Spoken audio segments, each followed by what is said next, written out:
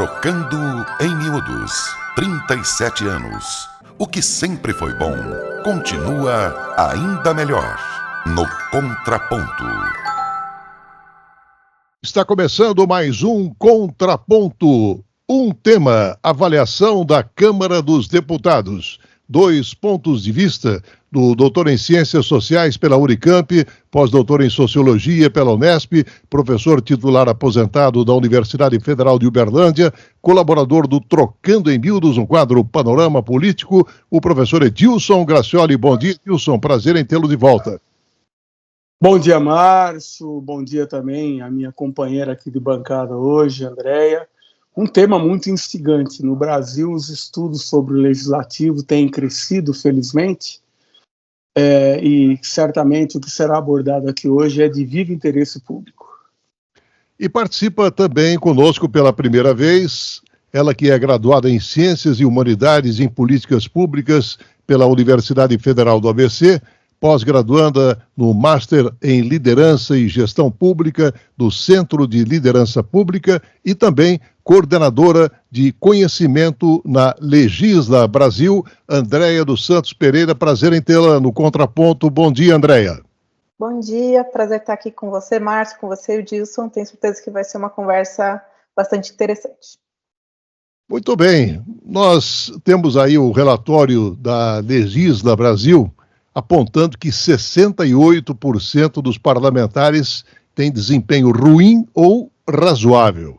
E aí eu pergunto, André, será que esses deputados acreditaram tanto nas suas promessas inexequíveis de campanha que continuam repetindo tudo, mesmo depois de eleitos, e esqueceram de mostrar produtividade? Eu acho que existe uma dificuldade muito intrínseca de que muitas vezes, acho que a população não sabe todos os instrumentos que os parlamentares têm ao seu dispor e também os parlamentares não têm essa consciência de todas as ferramentas que eles têm ao seu dispor para poder desenvolver o trabalho.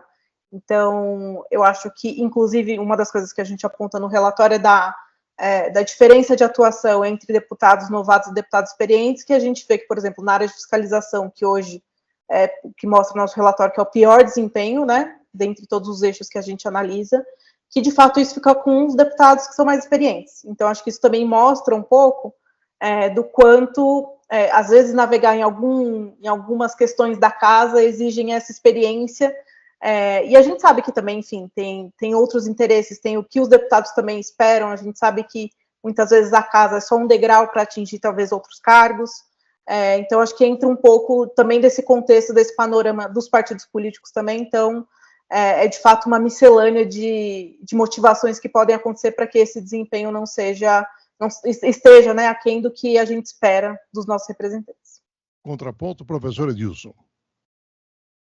Bem, Márcio, Andréia, ouvinte da FM Universitária, eu estudo exatamente os processos legislativos já há algum tempo. Os meus últimos 10 anos na Universidade Federal de Uberlândia foram dedicados a essa temática. Também exerci mandato de vereador na cidade. É o seguinte, a maioria dos parlamentares, quando chega na casa legislativa, o que esses parlamentares têm como perspectiva? Exatamente a perspectiva, eu vou apresentar propostas sobre isso, sobre aquilo. Eles não se dão conta, né, Andréia, que existem pelo menos 2 grandes filtros dentro da própria casa para saber se uma matéria vai ou não a plenário. Eu não estou me referindo às comissões. Essas são admissíveis.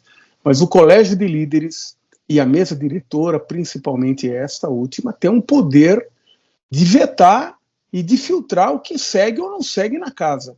Esse é o primeiro aspecto. O segundo aspecto é que, de fato, a população brasileira ela não valoriza adequadamente o parlamento, e isso repercute na qualidade da média dos parlamentares, que não tem muita noção, vou usar uma expressão popular aqui, de para onde o apito toca, o apito apita, né? E aí nós ficamos nessa situação muito aquém do desejável. Infelizmente, o órgão de representação política no âmbito do Estado, que é o parlamento, anda muito mal das pernas mas isso tem raízes na própria sociedade civil. Poderemos avançar nessa análise ao longo do programa. Andréia, o estudo mostra, nesses 500 dias de mandato de deputados e deputadas federais, que apenas 44 deles alcançaram aí o desempenho que é considerado ótimo. Bom, a Câmara é composta de 513 parlamentares e, consequentemente, esse número representa apenas 8,6% do universo, né? E eu pergunto se esse resultado mostra que é preciso tomar cuidado com os números, mas se eles não mentem, então a maioria dos parlamentares vai ter que encontrar uma boa desculpa para apresentar aos seus eleitores, André? É realmente bem preocupante. Acho que quando a gente estava produzindo esse estudo, a gente fez baseado numa ferramenta que a gente desenvolveu chamada Índice Legisla Brasil, e o índice ele nasceu com dois objetivos. Acho que a gente poder dar essa transparência para o cidadão de quais ferramentas que o parlamentar tem à sua disposição para poder desempenhar o seu trabalho, né, os seus deveres constitucionais, e por outro lado a gente também poder dar insumos para os gabinetes parlamentares para que eles vejam para onde está indo a atuação deles, porque também é uma realidade de que quando você está ali com o plenário acontecendo, a dinâmica da casa, né, que toma muito tempo ali da equipe, é muito difícil você entender também para onde você está indo. Então, também é uma ferramenta para poder dar essa visão para os parlamentares. E, de fato, é muito preocupante, Márcio, esse dado, porque acho que mostra um pouco dessa deficiência no nosso legislativo, e acho que, como o Edilson apontou anteriormente, de fato, é uma questão muito enraizada, né? Então, se a gente pensa que a Câmara dos Deputados está dessa forma, imagina as câmaras, enfim, as assembleias legislativas, as câmaras municipais, porque a gente sabe que também para o parlamentar chegar a um cargo de deputado federal, existe também uma trajetória, né, a ser construída, e no geral você sabe que são talvez parlamentares mais experientes, enfim, isso indica de fato uma questão muito grave, que eu acho que tem dois resultados. Talvez a nossa sociedade não esteja votando nas melhores opções, mas também ao mesmo tempo de que os nossos parlamentares podem desempenhar o melhor papel. E aí eu acho que é um pouco, quando a gente analisa o relatório e vê que a gente vê que tanto a coalizão quanto a base tem resultados um pouco abaixo do esperado no que seriam suas expertises, a gente vê que também talvez o problema não é só a questão da política interna da casa, sim o desempenho, e, enfim, você conseguir olhar e traçar para onde você quer ir com o seu mandato. Professor Edilson, no seu contraponto, eu queria que contemplasse exatamente essa questão pontuada pela Andréia, porque os deputados eles têm um desempenho razoável em termos de produção legislativa, só que não estão utilizando todas essas ferramentas legislativas disponíveis, o que poderia até propiciar um melhor desempenho, né? Eu lembro aqui de um ditado, professor Edilson, que não existe vento bom para embarcações que não tenham destino certo. E parece que a maioria dos parlamentares não percebe para onde está caminhando, né? E quando não se sabe onde se quer chegar, qualquer caminho está valendo a pena, né? É exatamente isso. Eu costumo dizer que um mandato parlamentar, ele tem 3 dimensões. A ação institucional dentro da Câmara, o diálogo com outras instituições, a representação política do cidadão, da cidadã, de pautas, de aspectos, e, para os partidos que não são meras legendas de aluguel, o vínculo com o programa, com a ideologia partidária. Bom, já deu para perceber que, por exemplo, parlamentares que se pautam exclusivamente sobre a chamada pauta de costumes, praticamente todos os instrumentos que você pode mobilizar em torno dessas 3 dimensões ficam ao lado, ficam à margem do processo. Mas vamos pegar um caso dramático, a meu ver, que são as emendas impositivas, as emendas parlamentares. Se nós pegarmos a teoria clássica de Estado, elas são uma distorção das funções do legislativo. Mas, na verdade, o sistema político brasileiro, mais do que em outros lugares, mas não tenhamos aqui complexo de vira-lata. Quem assistiu à série House of Cards sabe que o sistema americano é muito parecido com o nosso do ponto de vista do que eu estou falando aqui. Essa política das emendas impositivas é a institucionalização do toma lá da cá entre executivo e legislativo. Quais são os três grandes momentos para parlamentares discutirem destinação orçamentária? O plano plurianual, a lei de diretrizes orçamentárias e a lei orçamentária anual. Aí eles não discutem. Eles só querem saber do seu quinhão do orçamento para fazer a politicagem miúda, sem planejamento, sem diagnóstico bem elaborado. Nós sabemos, André, a política pública, você precisa de diagnóstico sério. Vai cortar para quê? Vai tirar de onde? E o momento do parlamentar atuar nesse sentido são esses aqui que eu falei.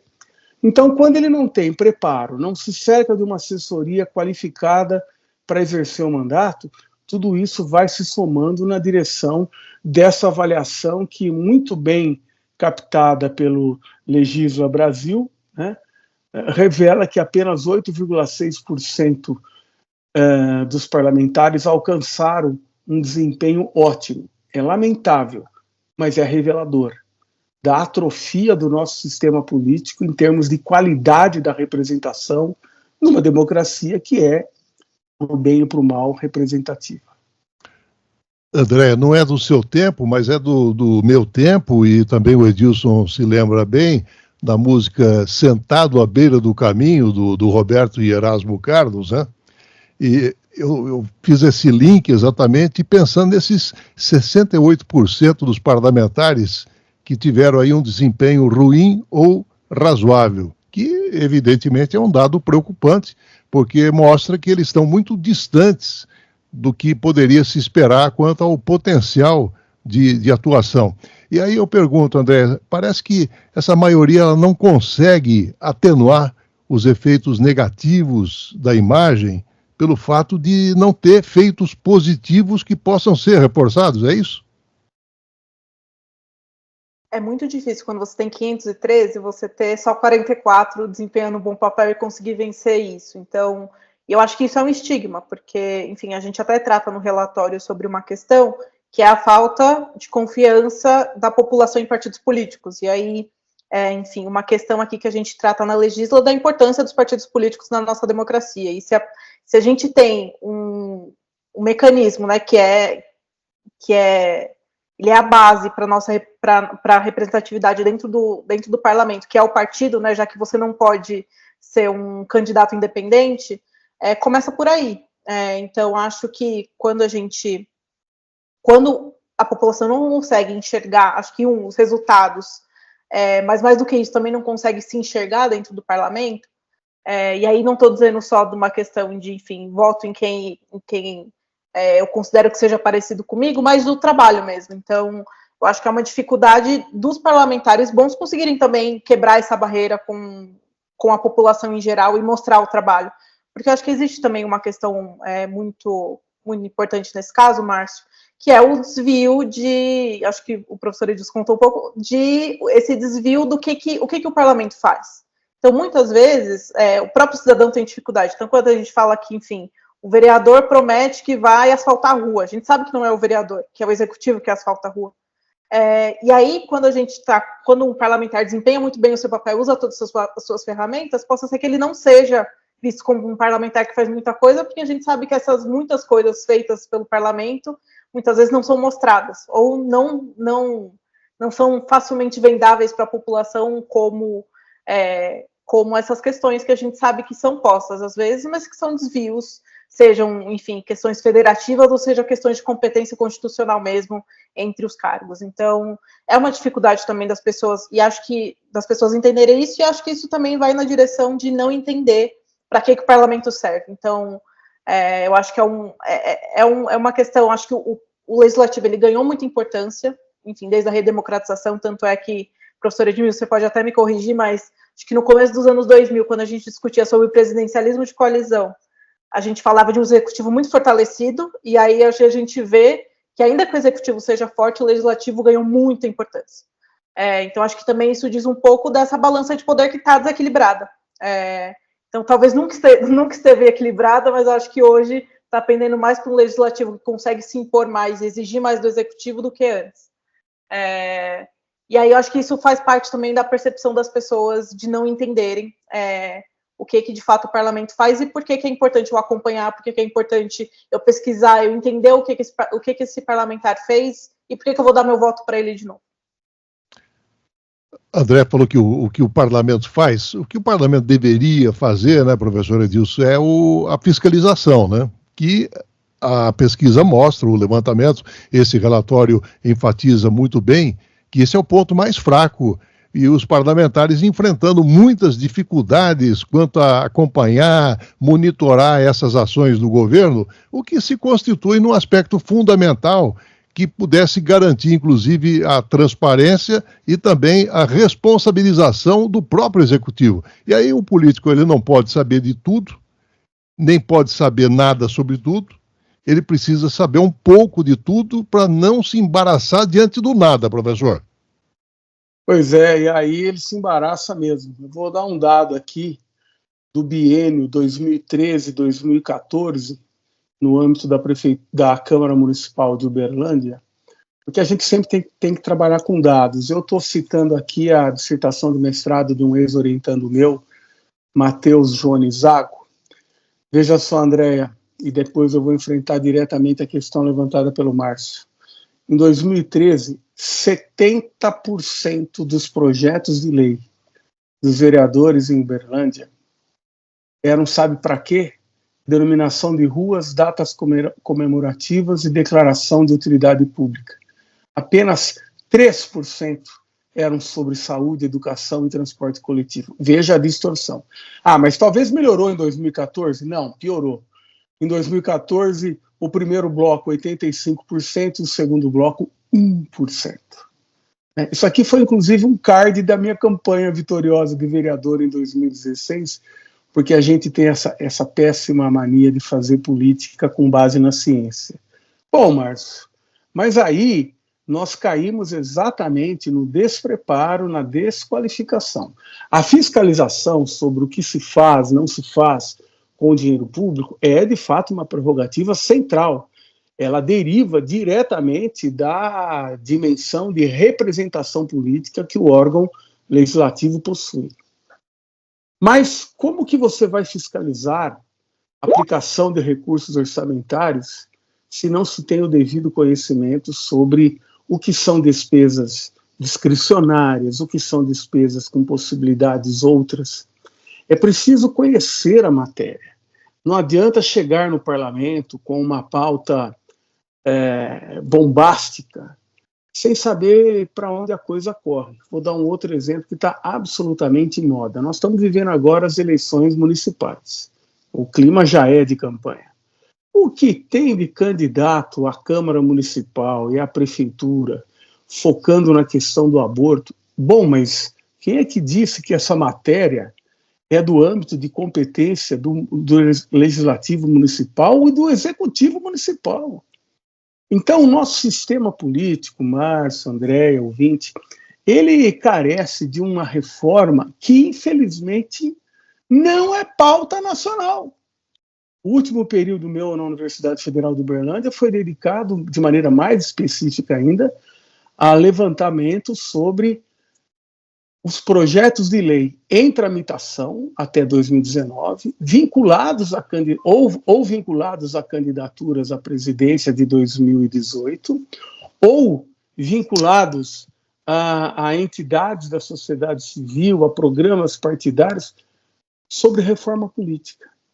Uma quantidade muito pequena, mas quando se fala em reforma política, basicamente se discute o quê? Sistema de financiamento de campanha. Não se leva em conta nenhum outro aspecto do sistema político. Isso mostra a atrofia política que se expressa nessa avaliação bem feita pelo Legisla Brasil. Andréia, nos primeiros 500 dias da atual legislatura, né, do ponto de vista de produtividade, houve aí uma diferença de desempenho entre aqueles partidos que fazem parte da coalizão governamental e aqueles que não fazem. E aí eu pergunto será que essa diferença ela poderia ser explicada, por exemplo, dos partidos da base do governo, geralmente terem mais recursos e incentivos institucionais para ter um o melhor resultado político na Câmara dos Deputados, comparativamente com os de oposição? Isso é o que a ciência indica, a ciência política indica, né? Pelo menos, enfim, de acordo com estudos, e é também uma parte que a gente se debruça muito de conseguir entender o que a ciência política fala e aplicá-la, inclusive para fazer relatórios como esse. Mas o que a gente vê, por exemplo, no eixo de mobilização, que é quando a gente está falando de cargos, enfim, como a coalizão, a base, conseguem movimentar a sociedade civil e tudo mais, a gente vê uma diferença muito ínfima, que eu acho que indica o que indica, e aí é o que a gente estava enfim, eu estava semana passada em Brasília conversando com alguns gabinetes, a gente falou, esse relatório de 500 dias, ele é um relatório de um indicativo de comportamento, talvez quando a gente medir isso de novo no final da legislatura, possa ser que a conversa seja outra, mas o que a gente vê é que isso não necessariamente muda, né, não muda o desempenho dos parlamentares, então eu acho que isso é um indicativo de que, como eu falei anteriormente, desse desequilíbrio entre executivo e legislativo que acaba se refletindo no parlamento. Então, a partir do momento que a gente tem em que esses incentivos e recursos institucionais que a coalizão tem não consegue superar e a oposição se sai melhor, a gente entende que talvez esteja tendo alguns impeditivos para que a coalizão desempenhasse melhor em alguns pontos que seriam mais favoráveis a ela. Contraponto, professor Edilson. Eu quero aproveitar e enfrentar uma questão que a Andréia, até de maneira muito gentil, disse: o professor que me corrija. Não há o que se corrigido. De fato, o sistema de governo, o sistema político brasileiro pós-Constituição de 88, ou a partir dela, para ser mais preciso, ele, digamos, deu maiores poderes ao legislativo, tanto que alguns, de maneira equivocada, dizem que o Brasil teria vivido o início de um semipresidencialismo. Aliás, há 2 semanas, o Márcio teve a oportunidade de bater papo com um colega aqui de ciência política, professor Danilo, coautor, junto com Armando Boito Júnior, de um interessante artigo sobre essa questão. A verdade é que o legislativo na esfera federal, a Câmara Federal, mas também o Senado da República, eles hoje têm o bônus de destinar parte daquilo que caberia em tese ao Executivo, e não tem o ônus. Quer dizer, o grau de responsabilização do que se faz com as emendas parlamentares é muito pequeno. Enquanto elas foram secretas, inclusive, ele não existia, você não atribuía, não imputava responsabilização praticamente nenhuma. E esse problema, Márcio, que você levanta, nos remete a um segundo objetivo de uma reforma política séria. Eu estou pensando aqui na contribuição muito importante de Gianfranco Pasquino, no seu livro Sistemas Políticos Comparados. Ele fala que uma reforma política tem que atender a 2 objetivos. Tem que atender ao objetivo de responsabilizar de maneira mais efetiva o agente público, o agente político em particular, e aumentar a identificabilidade entre eleitor e eleito. E nós estamos muito longe disso, porque as instituições políticas estão derretendo, né? Acho que aquele quadro de Salvador Dalí com o relógio derretendo é uma boa imagem do que estamos vivendo. As instituições políticas vivem um crescente e perigoso processo de perda de legitimidade. E eu não sei para onde isso caminha. Talvez isso caminhe para, daqui a pouco, alguém voltar a propor a insanidade do sistema distritão, né, ou de candidaturas avulsas. E aí é que a coisa vai desandar de vez. O parlamentar hoje tem uma responsabilidade muito grande. Ele deveria pautar os pontos que interessam à grande maioria social, mas ele está preferindo ir para a disputa polarizada de questões extremadas, e ele não está tendo compromisso com o desenvolvimento econômico, social, institucional da nação brasileira. É isso que temos assistido de maneira perplexa e bastante preocupante. Em cima do que o professor Edilson coloca, Andréia, com menos espaço para aprovar medidas, a oposição ela focou em conter o governo, principalmente por meio de requerimentos de fiscalização, emendas às medidas provisórias. E, além disso, também os deputados da oposição, eles, de certa maneira, se alinharam nas suas bancadas, e aí a pontuação do relatório aponta 6,1, enquanto que os integrantes do governo tiveram mais dificuldades em se manter unidos, alcançaram uma pontuação de 5, quer dizer, regular. Isso mostra que o político não pode agir sem pensar, mas também não adianta pensar sem agir, né, Andréia? Com certeza. Eu acho que o que a gente estava conversando anteriormente sobre esses incentivos é exatamente esse.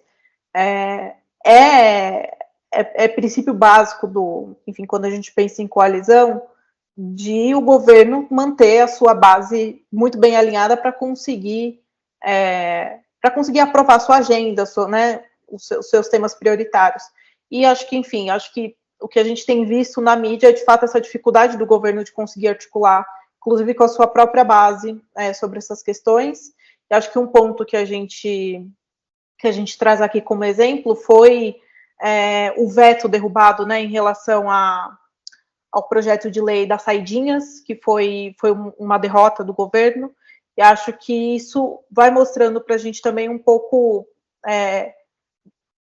como essa dificuldade se dá na prática, porque muitas vezes a gente fica falando que o governo tem dificuldade de avançar suas pautas, mas o que isso é na prática? Então, quando a gente fala de um tema como esse, que é muito caro para o governo, a gente vê, de fato, o impacto de você ter uma bancada pouco alinhada, ou, enfim, menos alinhada do que a oposição, o impacto disso na prática para o governo e também, enfim, para a sua bancada dentro do parlamento. Professor Edilson, por outro lado, né, o desempenho que o relatório mostra em termos de mobilização é relativamente alto, e isso sugere que os deputados eles estariam muito mais preocupados em fazer articulação na casa, visando emplacar projetos que tivessem um status especial, como, por exemplo, ocupar cargos e também solicitar audiências públicas. Aí eu pergunto se isso mostra que o político não se fabrica e sim se promove, professor? O problema é que muitas vezes o exercício de um mandato tem em vista a reeleição. E aí não se pensa no caminho, no percurso. E o que pode ampliar legitimidade, reconhecimento, credibilidade a um político é exatamente o desempenho geral do mandato. A audiência pública, Márcio, ela é um instrumento importante. É um instrumento de diálogo com a sociedade civil, com entidades especialistas na temática daquela audiência pública. Eu sou um assíduo frequentador do canal da Câmara e do Senado no YouTube para assistir exatamente essas audiências, que são momentos muito importantes que antecedem, por vezes, a submissão de uma propositura no plenário. Então, ao mesmo tempo, é um bom exemplo de ferramenta, é uma ótima ferramenta que nem sempre é utilizada, da melhor maneira possível, e muitas vezes é utilizada da pior maneira possível. Vira ali o momento da espetacularização da política para fazer o registro para depois postar nas redes sociais, a política da lacração. Então, nós vivemos um tempo, né, o Hegel talvez chamasse o nosso espírito do tempo da política como espetacularização pelas redes. E isso é uma combinação perigosa. Nós sabemos de onde vem a expressão espetacularização da política. Vem do nazismo. E quando isso ganha repercussão ágil, ligeira, irresponsável, que por vezes as redes sociais permitem e até estimulam, financiam, aí nós temos uma situação bastante difícil. Então a mobilização, ela tem como pano de fundo a busca, a avidez por capitalização com vistas à reeleição. E o mandato? Como é que fica o percurso? Professora, de modo geral, né, Andréa, os partidos que fazem parte do governo e também se destacaram mais na mobilização, partidos como o PSOL, o PCdoB e o PDT, eles acabaram se sobressaindo, né? Enquanto o PSOL ele teve o seu foco mais em solicitar mais audiências públicas, enquanto que o PCdoB se empenhou em ocupar cargos na legislatura. Qual a sua análise desse cenário? É interessante, Márcio, porque eu acho que acho que o pessoal desempenhou super bem, tanto em produção legislativa quanto mobilização, que eu acho que é um pouco do que seria esperado para um partido da base do governo. Mas acho que quando a gente olha para a mobilização em si, quando a gente vê ali um quarto lugar, né, sendo desempenhado pelo Podemos e pelo PL, a gente vê exatamente o que talvez a gente estava comentando aqui antes, de que talvez as barreiras para a oposição desempenhar um bom papel também tenham sido reduzidas. E aí, acho que seja por, enfim, talvez um pouco do enfraquecimento da base, seja por conta do seu alinhamento ou pelo seu desempenho, mas a gente vê esse equilíbrio retornando. E aí eu acho bem interessante essa análise, quando a gente faz essa análise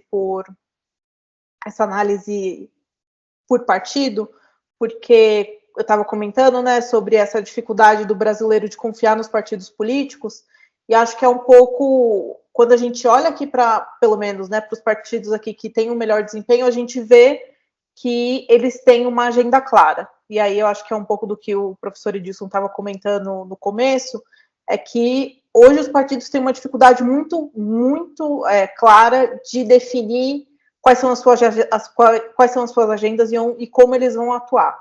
E aí eu acho que isso é um indicativo também para os partidos, que os partidos vão sobreviver, e acho que a gente tem várias questões relacionadas à cláusula de barreira e tudo mais. Os partidos que vão sobreviver são os partidos que conseguem se comunicar com a população, mas que conseguem se comunicar com a população a partir de uma agenda muito clara, de atuação, enfim, e também acho que incentivando os seus parlamentares, porque os partidos também têm esse papel muito importante de impulsionar a atuação parlamentar e também de poder atuar de maneira estratégica com os seus parlamentares para ter uma coesão dentro de uma agenda e conseguir propor, de fato, debates nacionais, né, que acho que essa é uma importância também que acho que os partidos acabaram perdendo ao longo do tempo aqui no Brasil. Uhum. A Andréa colocou a questão dos partidos de oposição, professora, diz que permaneceram mais unidos, evidenciando aí os desafios do governo em tentar unificar a sua base exatamente no sentido de promover a sua agenda na Câmara dos Deputados, e a coesão da base governista e a própria dificuldade do Executivo em coordenar aí os seus aliados nas votações da Câmara, esses têm sido aí praticamente os pontos críticos nessa relação executivo-legislativo nos últimos 500 dias, como aponta o próprio relatório. Quer dizer, não existe democracia sem oposição, mas também existe sempre quem é do contra, né, professor Edilson? E essa situação fica facilitada quando não se tem clareza da agenda do governo. Olhemos de maneira muito tranquila. Eu tenho amigos, praticamente todos os pontos, na maioria dos pontos do espectro político, e alguns deles não gostam quando eu falo o que eu vou dizer aqui. Qual é o projeto do governo federal atual? É trazer o pobre para o orçamento sem discutir o perfil desse orçamento, sem discutir o portfólio de atividades econômicas. Qual é o grande gasto público que se faz sobre o qual não houve nenhum teto? É o gasto com a dívida interna, notadamente com os juros da dívida interna. Ora, sem clareza da agenda, de que a agenda que interessa à maioria social é a geração de emprego, é a criação de empregos com maiores salários, maior qualidade, tudo isso envolve um projeto que vai muito além dessa agenda fragmentada da parte do governo. Veja, me lembro que logo no começo do mandato, o então, ainda é o mesmo, né, ministro da Previdência, Carlos Lupe, ele esboçou em 2 oportunidades, André, críticas à reforma da Previdência que havia sido feita. Ele foi desautorizado publicamente pelo chefe da Casa Civil. Então você tem aí também, Márcio, uma cena política de cabeças batendo umas nas outras, né? A ministra, a irmã da Aniele Franco, né, utilizou recurso público para um deslocamento que não se justificava quanto a recurso público. Então, quando você traz para o centro do debate combate à corrupção, pauta de costumes, e deixa de lado a agenda econômica, de desenvolvimento econômico, você cria um terreno muito fértil para que determinados partidos da oposição, da atual oposição, notadamente PL, Podemos, eles têm maior eficácia na mobilização, que é o que o relatório do Legisla Brasil demonstra. Mas por que eles têm maior eficácia? Porque eles conseguem manipular no sentido de trabalhar, não é de induzir a mentira. Pautas de costumes. Eles trabalham com emoção, com medo, deixando um tanto quanto a materialidade de lado. Me parece que esse é um grande equívoco e que está na base dos descaminhos que temos visto nesses quase 2 anos já, né, de governo federal e na sua relação com o poder legislativo.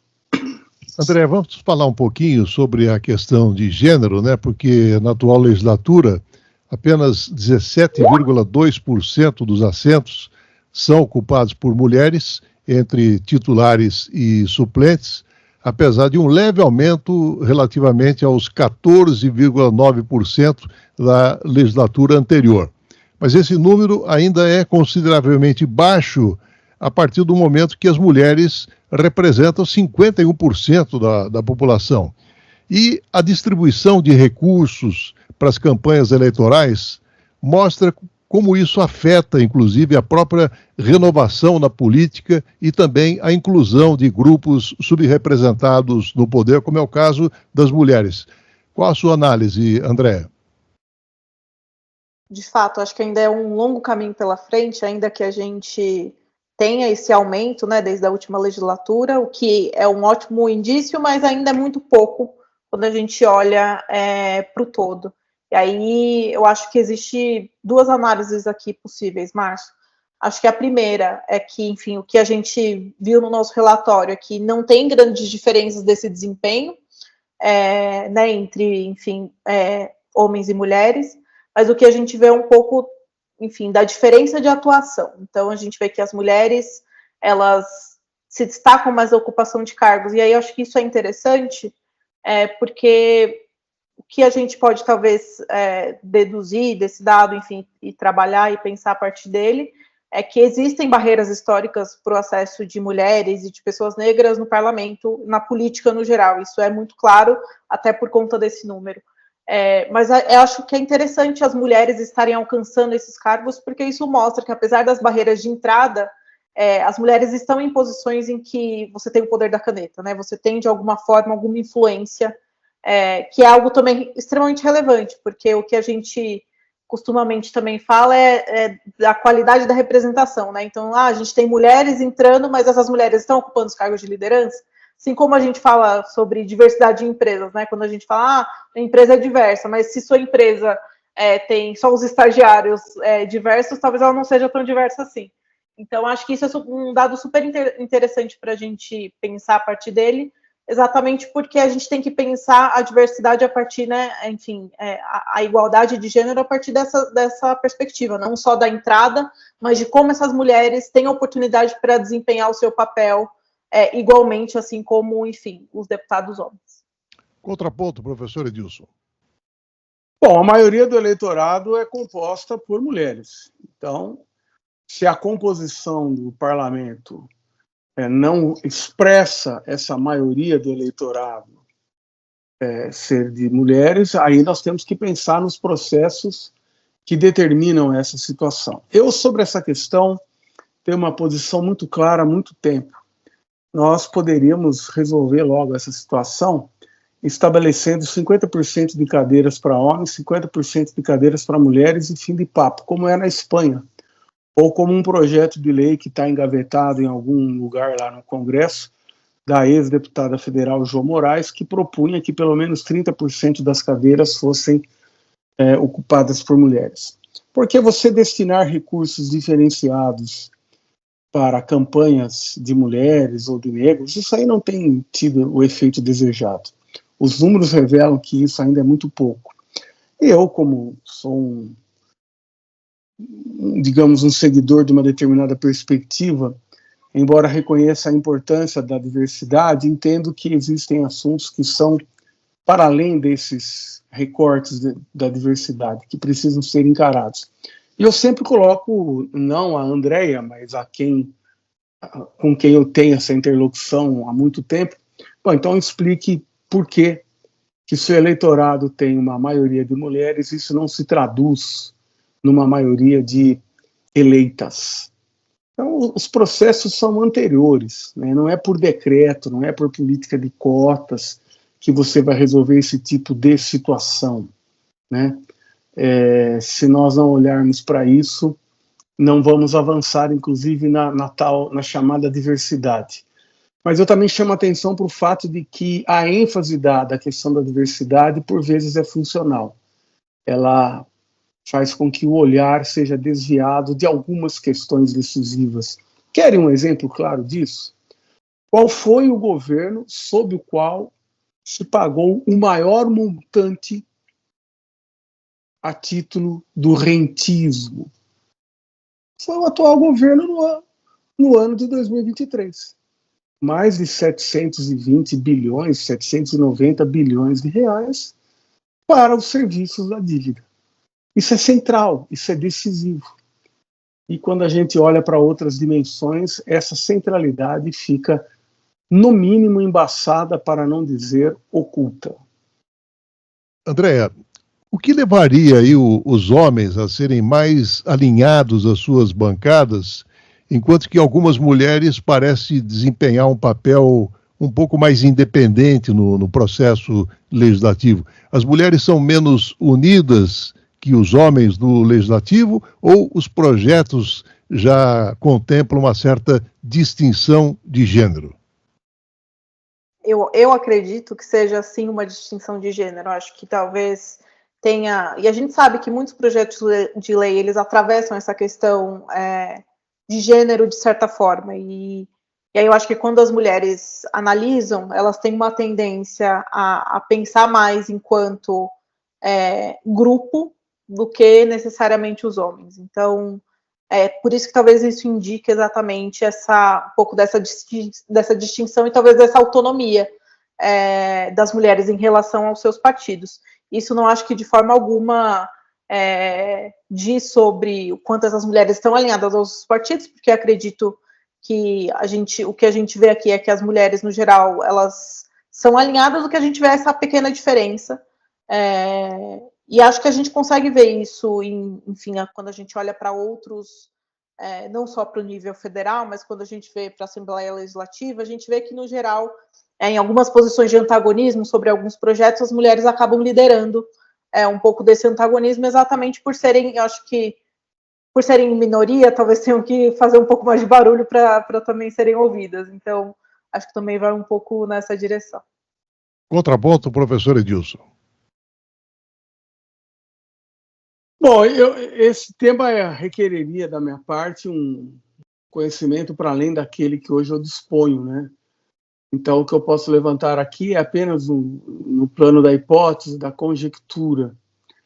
Talvez pela ênfase que parte da bancada feminina dê exatamente a questão de gênero, e de maneira compreensível, né, por tudo que já falamos aqui e por outros aspectos, elas precisam, digamos, se afirmar um pouco mais na linha do que se chama ativismo político, que é, às vezes, para além dos programas partidários.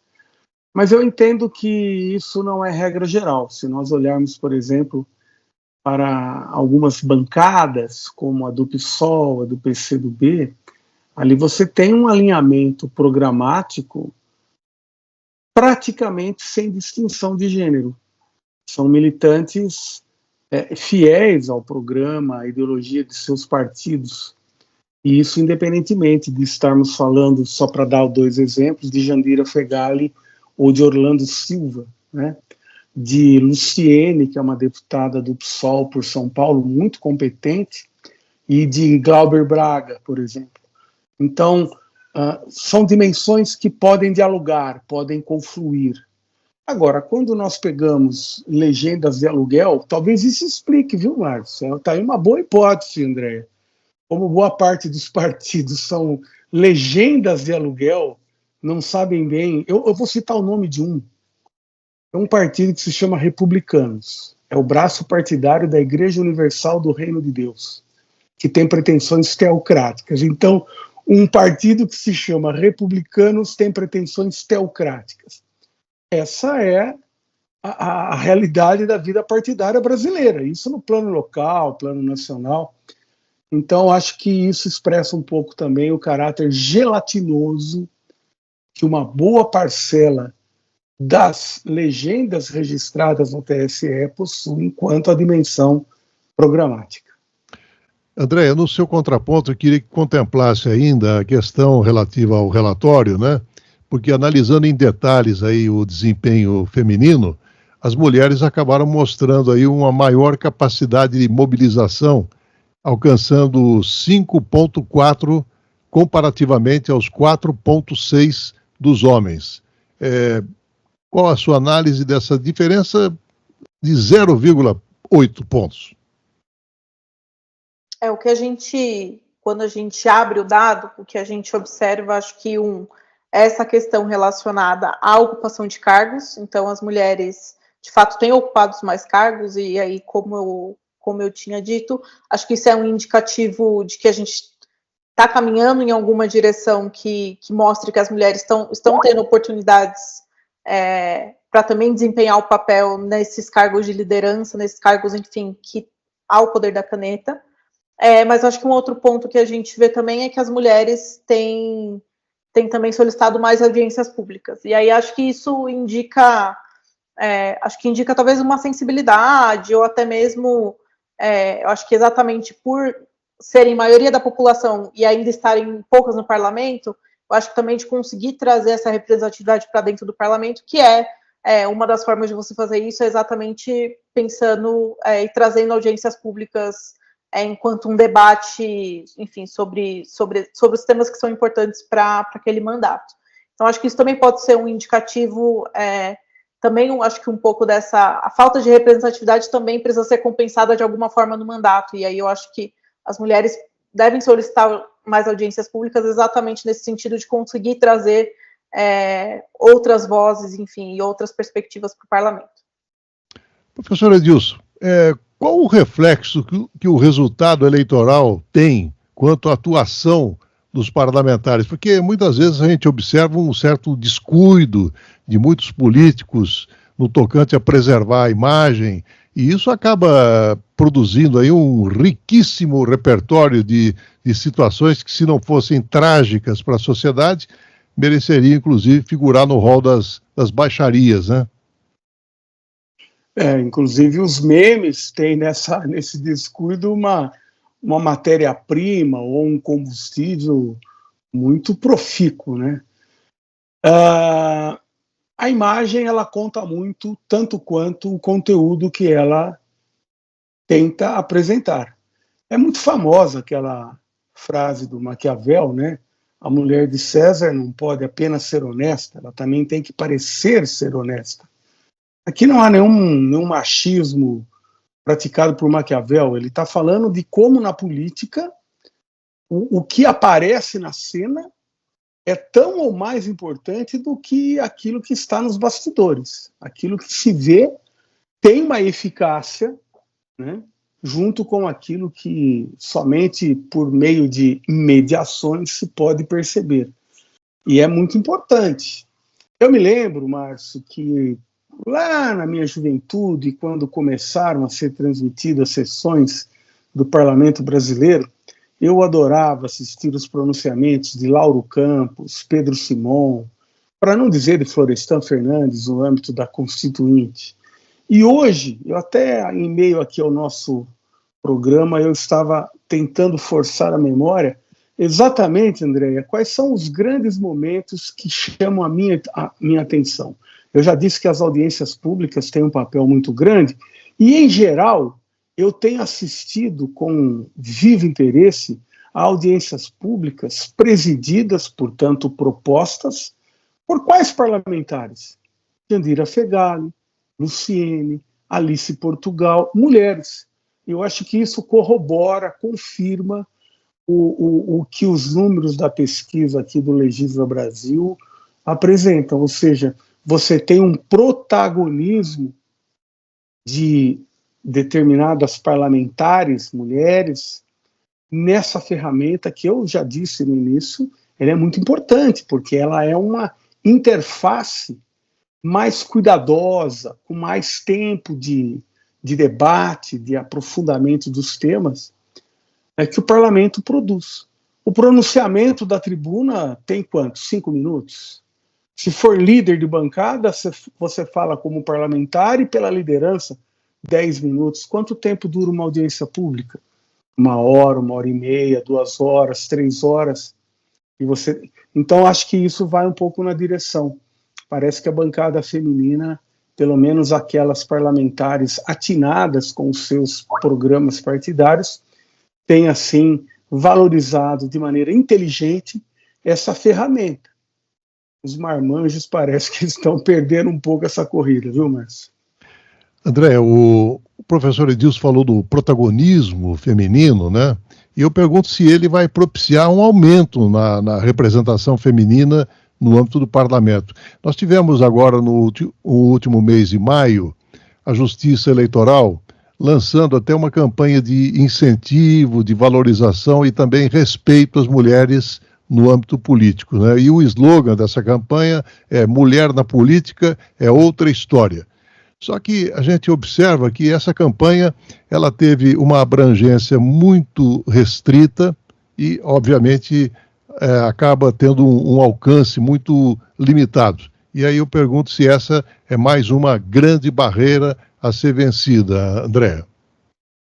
Acho que além das barreiras históricas, acho que existe uma barreira que é a violência política de gênero, né? Então as mulheres também, quando estão no parlamento, e aí, enfim, não lembro onde eu vi uma recente pesquisa sobre o quanto as mulheres as mulheres parlamentares são xingadas na internet, e comparativamente muito maior do que os homens, e eu acho que isso faz parte também, acho que a gente tem que pensar isso a partir de como que a gente enfrenta esse mecanismo, e aí eu enxergo, pelo menos, os partidos como uma alavanca muito importante nesse sentido. Eu acho que não só para pensar a educação partidária, e aí pensando suas bases, mas também os seus parlamentares, enfim, suas executivas nacionais, estaduais e municipais, porque é de fato uma educação que muitas vezes não se tem na escola sobre educação de gênero, e que esse debate precisa ser trazido no âmbito do parlamento, e pelo menos eu entendo que os partidos, nesse caso, têm um papel muito relevante, não só para, de alguma forma, ser uma barreira para que isso não aconteça, mas também de educação com todo o seu corpo partidário. Certa vez aqui no programa, professor Edilson, eu ouvi uma colocação, e naquela oportunidade a colocação se dava no âmbito da saúde, que dizia o seguinte, que quando um país precisa fazer campanha, isso é sinal do seu subdesenvolvimento. E eu queria saber se isso também se aplica, por exemplo, a essa campanha que foi feita pela Justiça Eleitoral exatamente para estimular e valorizar as mulheres no âmbito político. Bom, de certa forma sim, porque as campanhas elas visam chamar a atenção para um aspecto subestimado junto à opinião pública. Eu acho que é o caso. Agora, há uma diferença, né? Porque as campanhas em favor da vacinação, infelizmente, trocando em miúdos, sempre se alinhou com o que há de melhor nesse horizonte. As campanhas a favor da vacinação, elas também têm o objetivo de manter um nível alto de cobertura vacinal. Aí nós temos uma diferença, porque uma campanha como essa, para estimular o voto feminino em mulheres ou o voto de homens em mulheres, ela não visa manter uma cobertura política alta. Ao contrário, ela visa retirar da letargia, da atrofia. Então, aí, ao mesmo tempo, no caso, Márcio, de uma campanha desse tipo mencionada por você, ela é um chamamento e ela é uma propulsão. Nós ainda estamos longe disso daí. E eu quero lembrar, viu, André, não sei se você pôde acompanhar aí depois do atentado sofrido por Donald Trump, ganhou repercussão muito grande, o programa de grupos que o apoiam. Está dito abertamente lá que a mulher, o lugar da mulher é o lugar do cuidado doméstico. Olha o retrocesso batendo a porta, vindo de uma nação supostamente democrática. Vivemos, Márcio e Andréia, tempos medievais. É preciso prestar atenção neles.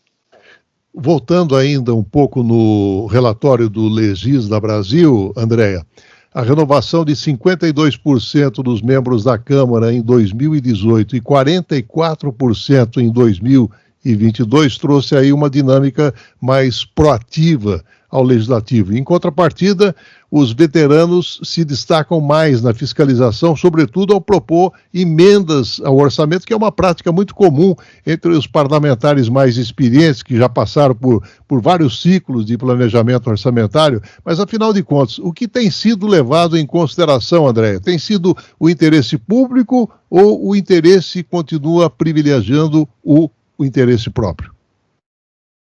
Interessante observar esses dados de renovação, porque acho que 2018 foi uma eleição muito fatídica. Acho que um pouco da população descontente com a política, e acho que essa mudança de mais da metade do Congresso indica um pouco isso. Quando a gente olha para a última, de, enfim, cerca de 46, eu acho que talvez essas renovações estejam mais ligadas a menos, talvez, sobre uma questão partidária e mais sobre esse descontentamento da população de não entender, e aí você vai e tenta trocar e renovar de novo. Mas eu acho que é bem interessante essa perspectiva, porque que você comentou, Márcio, porque acho que vai nesse caminho de que a gente sabe que tem algumas questões na casa que, de fato, parlamentares experientes acabam desempenhando melhor exatamente por conseguirem transitar e terem mais facilidade, conhecerem a fundo. Acho que, por exemplo, a gente sabe que questões de orçamento são muito complexas e, de fato, são poucos parlamentares que dominam isso 100%. E acho que está tudo bem, acho que faz parte do aprendizado também a gente entender que os parlamentares também vão ter focos diferentes. Então, acho que tem parlamentares que vão ter uma postura mais fiscalizadora, parlamentares que vão ter uma produção legislativa maior, e acho que também eu acho que é uma perspectiva que a gente tem pensado quando a gente desenvolveu esse relatório, que a gente não espera que os parlamentares tirem 10 em tudo, até porque a gente sabe que existe um pouco de para onde eu vou, qual que é o meu foco, e tá tudo certo. Eu acho que é alarmante quando a gente pensa naquele dado que a gente comentou de 44 só tendo um desempenho ótimo, isso é preocupante.